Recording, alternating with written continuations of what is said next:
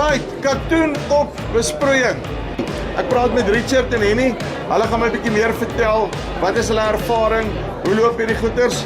En is dit dalk hierdie jaar 'n daadwerklike opsie wat jy kan oorweeg?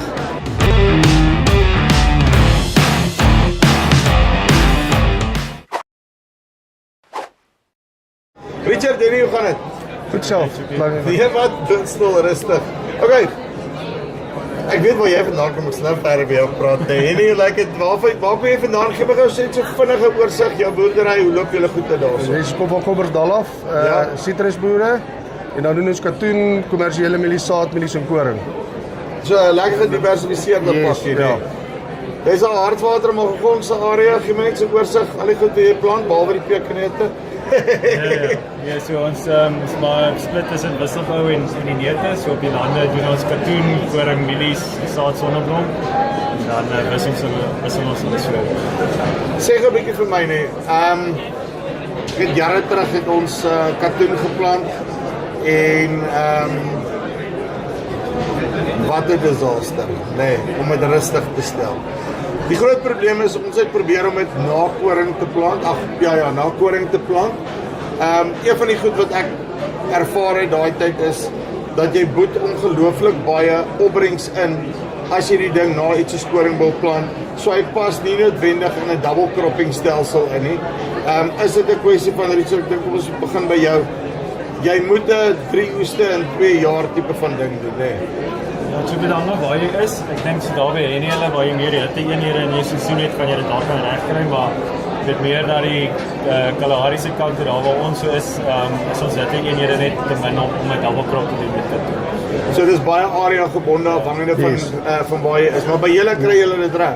Ja, wat ons doen, ons na die koring plant ons katoen, en dan gewoonlik na die katoen dan plant ons kommersiële mielies. Yes. En dan gaan ons weer oor na koring en dan hardloop ons die siklus so met drie gewasse. Werk lekker in die rotasie. Maar jy kry nog steeds 2 oeste in 'n jaar geplant. Ja, soos jy sê, maar 3 oeste in 2 jaar, nee. Dan is jy nie so erg onder druk nie. Ja. En jy het ook 'n beperkte kapasiteit met jou trekkers om die lande vandag te werk. Soos jy sê, hoe vroeër jy die katoen plant, hoe beter opbrengs kry jy by die hitte saam. So dis hoekom ons dit so doen en dit werk nogal vir ons. Wat is die grootste uitdagings as dit kom by katoen in julle area Groblersdal? Wat is die grootste uitdaging? Die grootste uitdaging by ons is die kompetisie van die ander gewasse. Katoen moet jy lief voor wees en dit is 'n lekker gewas om mee te boer. Dis jy hom eers lief het. Ja. En jy hou van hom en jy verstaan hom. Dis baie goeie ding en katoen is baie gehard, nê. Nee. Enigste uitdaging, die ouens wat nie baie lande het nie, omdat hy so lank op die land staan, wil hulle altyd nie noodwendig so baie van die katoen plant nie, maar vir 'n wisselbou is hy 100% reg. So is maar net die tyd wat hy op die lande kan wees wat pla.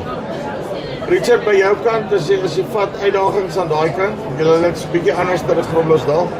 Ja, ek dink dit is vir dieselfde ding met cultivars is 'n groot ding by ons. Ons werk nog met ou cultivars. So ons het die laaste ruk baie werk ingesit om nuwe cultivars in te kry. Ons sien in Australië cultivars wat tot 20-30% hoër opbrengs gee as die cultivars wat ons nou plant in soortgelyke klimaat. So ons weet daar is hoop. Ons is besig om daai goed te try inkry.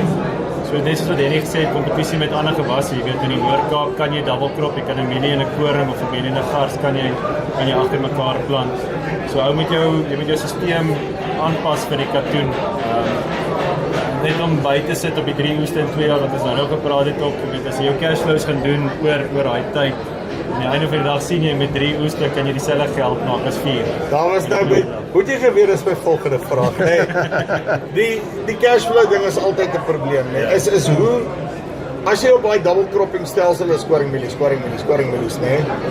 Om uit daai ratreis uit te kom, nee. Want jou koöperasie verstaan dit nie, jou bank verstaan dit nie. Hoe kry jy dit reg om net te sê luister hierso, okay, ek gaan nou vastrap want ek moet nou eers en ek dink dit is so dat jy vir 'n 2 jaar periode gaan jy half 'n bietjie 'n cashflow dip vang. Yes. Maar hy kom terug en jy maak dit weer op uit hoër opbrengs op jou mielies, die ander oeste wat beter is, plus die geld wat jy uit die katoen uitmaak. Maar hoe sê julle hoe moet jy daai ding bestuur? Hoe gaan so om by jou? Ja, ek dink die beste ding is begin klein. Jy weet dis maar 'n nuwe gewas, so begin klein, doen net 'n klein stukkie, laat jy nie jou cashflow so moeë nagee nie. En dan dink ek nog goeie verhoudings met jou bankbestuurder, nee, verduidelik vir hulle die plan. Ek dink daar's baie van ons wat al klaar in die stelsel is wat planne het wat werk en cashflows wat werk. As mens so iets aan daai ouens kan deel, dan verstaan hulle dalk die langtermynplan. Hulle sal jou genoeg formule help. Wel, hulle het hierdie hartstikke nie veel van 'n keuse nie, want met 3 miljoen insette, dan is die katoen cheap, nee. Ja. En sê vir my daar by julle kant, om uit daai stelsel te kom is nogal 'n uitdaging. So wat ek ook sal sê, soos wat hy sê, begin met 'n deel van jou land en nie alles nie. En wat ons ook gevind het, omdat ons nie alles so, dit is 'n ons double crop glad nie. Is jou tyd wat jy het om te werk aan die lande, jy het meer tyd, want jy plant dit 3 keer in 2 jaar. So jy gebruik jou implemente beter, jy het nie so baie trekkers nodig nie. En die uitdaging met die double cropping wat ek van die manne sien, is iewerste vang jou wat jy naderhand begin jou koring laat kom, en hoe later jou koring is, hoe later is jou mielies, en dan jou opbrengste val. So dis hoekom ons ontbreek, ons doen 50-50. ja, En dan hou jou cashflow aan die gang, want jy plant nou 3 keer 'n jaar, en jy oes 3 keer 'n jaar. En dis verskillende tye, so die goed werk mooi saam met mekaar. so wat hulle vir my wil sê is, dis nie, luister jy, ons gaan nou gou net vinnig, dis nou 'n swak jaar vir mielies en al die ander goeders, nou gaan ons net swaai nie. Dit is, begin op 'n punt, doen dit stelselmatig, groei in die ding in, Yes. en leer sy issues ken ensovoorts. En dan maak dit deel van jou bedryf forever. Ja. En dit daai die ding van katoen, ek sê risiko is in ons area baie laer as die kommersiële mielies en die saadmielies, want jy kry net verkeer in bestuivingstyd. 2 weke helse hitte golf, en dan bestuif jou mielies nie. Nee, dan is jy nou uit vir die seisoen of Saadmielies is 'n probleem. Ja. Hy moet redelik bestuif. Hy moet dis die plan, hy moet saad wees, nê. Nee? So dis waar die katoen ook lekker is. Hy kan noks vat, hy kan houe vat. 2 of 3 weke hittegolf pla hom nie. Die boer stres meer as die plant, Ja. nê. So dis wat ek ook hou van, hy kan sy risikofaktor is laer as kommersiële mielies en van die ander dinge. Hy kan houe vat. So hy blom ook oor 'n langer tydperk. So hy het nie 'n spesifieke kritiese tyd nie. Right, nou julle persoonlike vraag vra, nee. Vir die droëlande maak dit nie saak nie, want hulle opbrengs hang af van die weer af, nee. Ja. Hier hang dit af hoe reg jy die knoppie druk om die pivot te staan, nee. Wat is plus minus jou langtermyn gemiddelde opbrengs, wat jy op katoen afval op volhouds? So tussen 5,5 en 6 ton. So jy kom by daai punte uit. Ja, vir 'n lang termyn. So as ek staar, dan kan ek aan werk by, as ek so semi weet wat ek doen, behoort ek aan 4,5-5 ton te kan doen, nee.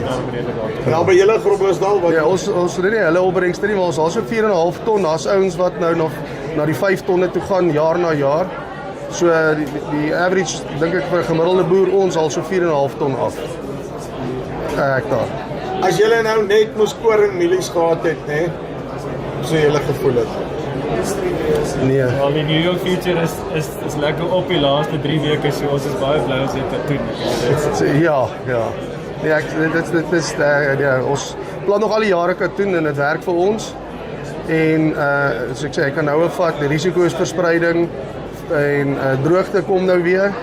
So hulle voorspel ons nou weer vir ons droogte.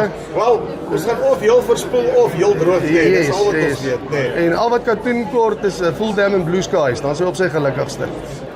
Right, so, as jy soek na alternatiewe, nee, katoen is dalk net een van daai, maar weer eens, nee. Dis nou nie, nou spring ek met al my goeders die kant toe nie.